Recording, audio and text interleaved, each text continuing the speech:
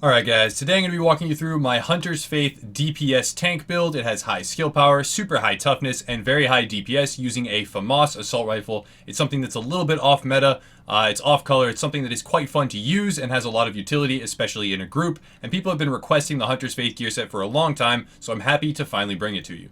The build revolves around out-damaging and out-face trading enemy players. Using the fourth piece of the Hunter's Faith gear set, hitting an enemy with a bullet grants you and your group temporary protection. The further your shot, the more protection. Each group member's protection disappears after getting hit by one hostile bullet, which seem conducive to marksman rifles, but let's break this down a little bit further and talk about why a high RPM gun is the best choice for this build. The higher the RPM means the more bullets you can land in between the bullets from your opponents. Now that means that you will constantly have this bonus active, and instead of treating this as a one-off where you get hit by one bullet and then the bonus is gone, you can almost start to treat this as a constant bonus that is active at all times, especially in 1 versus 1 face trading scenarios, and making use of the unforgiving talent to reliably stay within the final health segment. Since you are extremely tanky when using this build properly, it is going to lead to devastating results. Now this build does increase in power the more people you add into your group composition, and it does fit very well in a variety of squad compositions, but it also does perform extremely well solo, so there is that cross utility there. Getting into the gear, I will discuss both of my high ends before I talk about the Hunter's Faith pieces. Then I will move on to weapons, talents, skills, etc. and discuss all the rest of the components of the build. However, I will begin with this backpack, and that is a specialized backpack. It's important to note before progressing any further that if you do have a Barrett's bulletproof vest, that is very potent and powerful in the build. However, it is not required in the least. It's best to roll with the best min-max pieces that you have of the Hunter's Faith gear set and make overall the best stat point build that you can. Now, if you do have other named pieces, if you like the shortbow knee pads, again, you can switch them out, but this is the combination that I've found to be the most min-max when it comes to performing the role that I've chosen. Now, for this Spec Ops pack, it has the specialized talent, and since you are spec'd primarily into stamina and a hybrid of firearms, it does provide well over 20,000 unconditional skill power. That boosts me up to 108, which means that my heal is more powerful, my cooldowns, rotate faster, I get my skills more frequently in fights, and overall it's a really solid pickup. For a major attribute, you always want armor, and for a minor attribute, you would prefer to have ammo capacity, but it's not 100% necessary. A resistance can serve a fine purpose in PvP. Moving on to my Savage Gloves, I would like to make a quick note here about the base armor rolls on gear. A lot of people brought it to my attention previously that a lot of my pieces were not min-maxed. It's important to look for the highest possible base armor roll compared to other pieces of gear in your stash of the same type to know that you're getting the max mitigation possible, as it's very important in the current meta.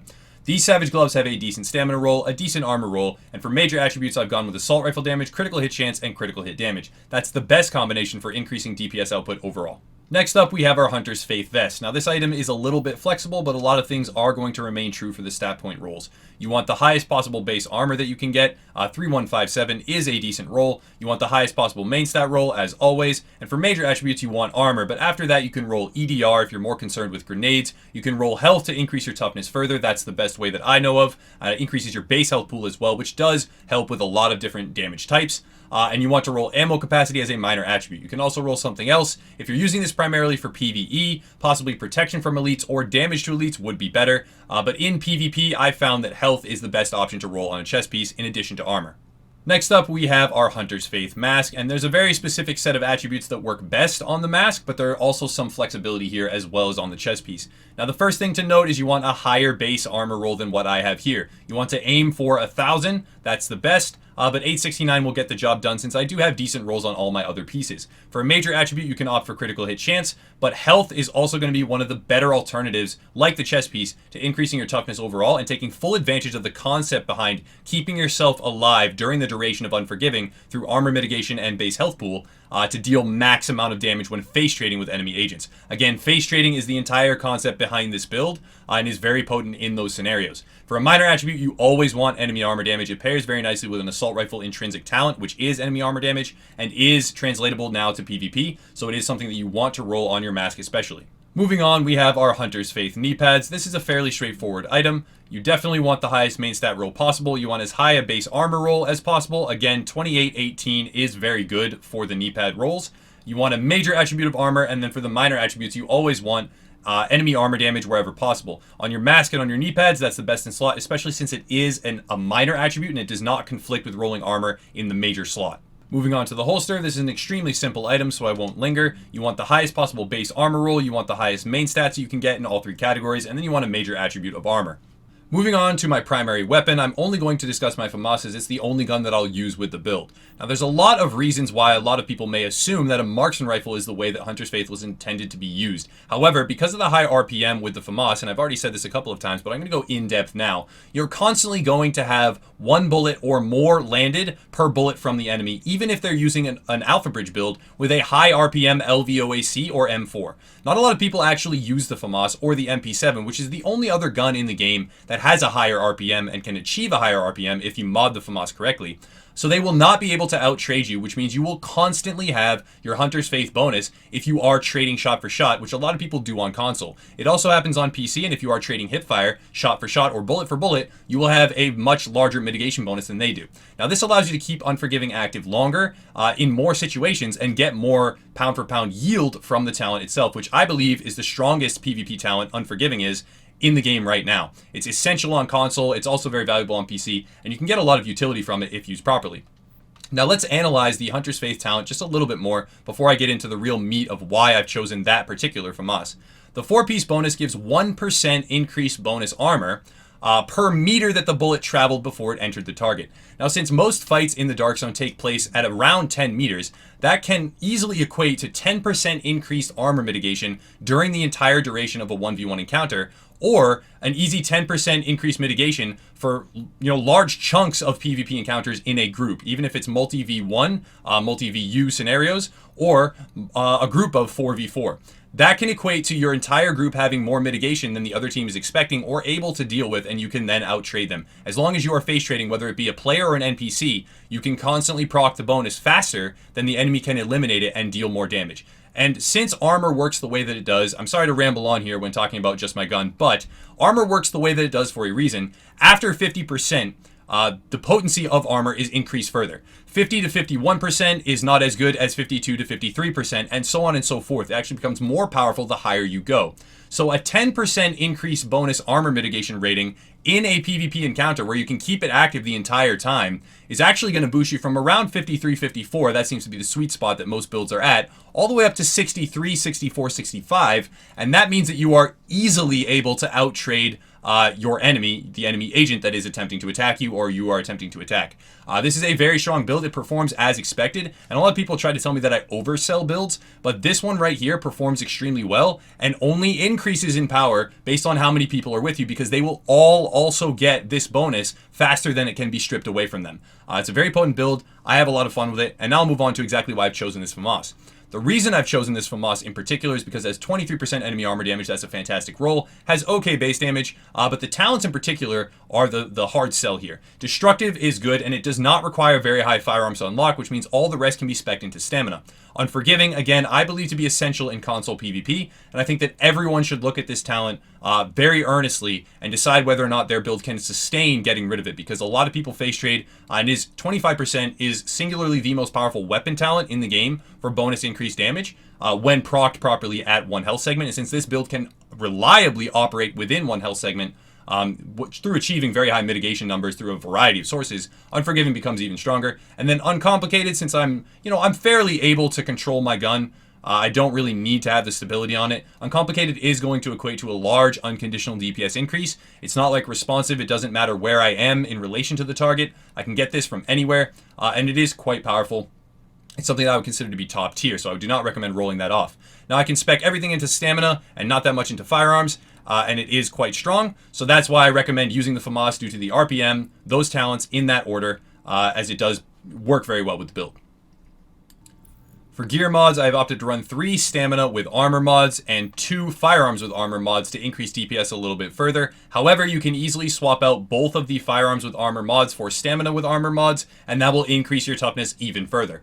This is a very strong tanky build, and it can be made to go much higher than 520,000 if you mod all of your gear towards that end goal of increasing toughness. Now for gear mods, performance mods in particular, there's a couple of ways you can go. I have gone with First Aid Self-Heal. However, it's a very easy switch to mod all of these 4 performance mods to First Aid Ally Heal and increase the support role that you play. You have viable personal damage, you have viable toughness, and you can also heal your allies for a great deal of increased healing because of your high skill power. Or you can go with First Aid Self-Heal and keep yourself alive. You can also switch it out for something to augment Pulse if you want to increase damage further. It really doesn't matter. There's some flexibility there. But I would opt for, if you're by yourself, First Aid Self-Heal, and as soon as you are in a group, First Aid Ally Heal. For weapon mods, there is a particular set of attributes that are ideal due to the fact that it is a FAMAS rifle and because of the fact that you need to have your RPM higher than the enemy agent you're trading with.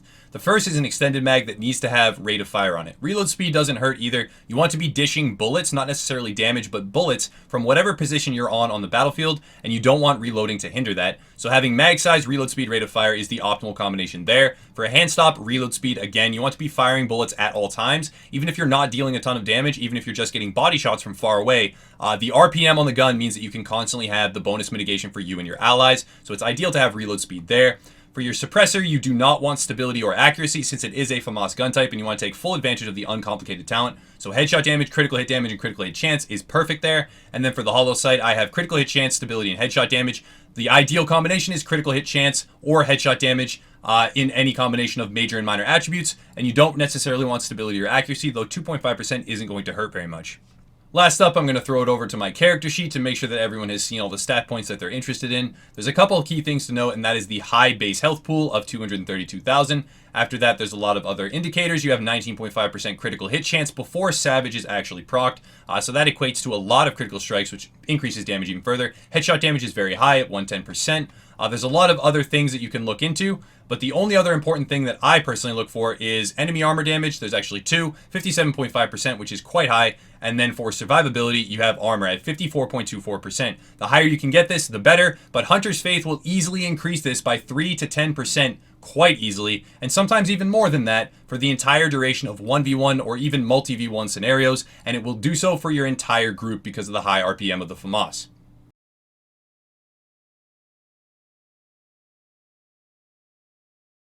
Okay, so I'm going to be demonstrating this build purely from a solo play perspective. However, it's important to note that as soon as you have teammates, all the buffs that make this build good also apply to them with every bullet landed. Now, I always prefer to open on enemy players with a grenade if I can. It allows me to drop a couple easily. The DPS is high enough to drop enemy players with burst damage and is very strong. But I want to slow down this section in particular and show you exactly how the build functions. As you can see, when I'm landing my shots, I get the Hunter's Faith bonus. However, when I'm missing right here in the middle, right between the two players, they're dealing large chunks of my health bar with their bullet damage. However, as soon as I start trading shot for shot, right, as you can see there, the damage goes down significantly, even from such a small mid-range fight. As you can see, when I had the Hunter's Faith bonus active bullet for bullet, it was decreased damage significantly. They weren't able to do nearly as much, and I was able to survive, quite easily against two players, even though I was face trading against both of them. You can do a lot of headshot damage. You are able to stay alive in a lot of situations. If you do get all your mitigation bonuses, you can survive a lot of incoming enemy fire, but you can go down. You are not invincible. You have to be landing shots and face trading for you to get the max potential out of the build. After you drop a target, it's important to pick a new target to proc some mitigation bonuses, again, to keep you alive. And always make sure that you're trading, taking advantage of Unforgiving. You're taking advantage of the Hunter's Faith bonus for you and your squad mates if you happen to have them. That will reach max potential with the build. I can take on multiple agents with this, even while I am solo. Again, talking about the utility, this is an unselfish build. This is not your typical DPS build where you just slap on stuff that purely benefits you. This is going to benefit tremendously everyone else that's in the group with you. And that's something that I look forward to and I would like to see more in the division is people running things that, allow people to craft squad compositions. That's something that I find to be, really entertaining. Something that makes me enthusiastic about the game is crafting squad compositions to do unique things. Now, as you can see, I am holding off a bunch of players here. They know that I have the DPS to kill them, but I'm also extremely tanky, so that's preventing them from really just rushing in. They kind of know that they can't just, gank me because they have superior numbers, that my build will perform against them in a really good way. As you can see there, again, I'm taking fire from both sides. However, since I have the Hunter's Faith bonus constantly active, since I did have booster shot at that time, I was taking severely reduced damage, which meant that I could survive in a lot more situations. Now, you can go up against a lot of enemy players. The build, again, performs really well while you're solo. As long as you are landing shots, you have to have Unforgiving on your gun. You have to make sure that you're landing your bullets to actually proc Hunter's Faith. And every time you're not shooting, it's important to use other mitigation bonuses. You actually need to make sure that when you aren't firing your gun into an enemy target, that you have critical save or booster shot active, because during those times, your mitigation and your survivability drops off a cliff and becomes very, very reduced. It's a build that I look forward to running in more squads. I think a lot of people may get a lot of utility out of it. And again, like I said before in the video, a lot of people have been asking me for Hunter's Faith for a long time now, and I'm really happy that I finally put it together. So that's going to wrap it up, guys. If you like the build video, if you like the squad composition, if you like the innovation and would like to move away from the meta, please drop us a like and subscribe. We put out more content like this every single day that we can. We strive to make the best content possible. If you want to support the channel, please check out the links below. And as always, have a nice night.